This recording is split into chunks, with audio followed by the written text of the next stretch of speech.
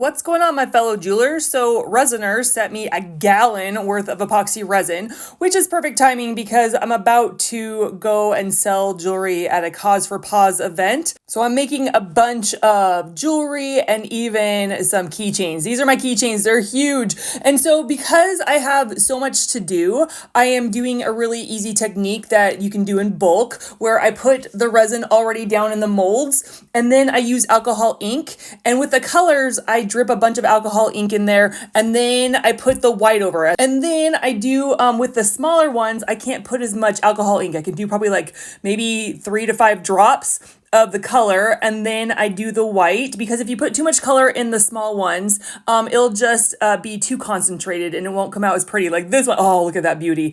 And so it's already dried 24 hours and I was able to demold. Look at the, oh my goodness, I think that's one of my favorite ones. I love the swirls. I love that I can use both sides. That's a huge keychain. Oh my goodness. I love the pause so much. I really try to go with the theme of the event to be more like coordinated with it.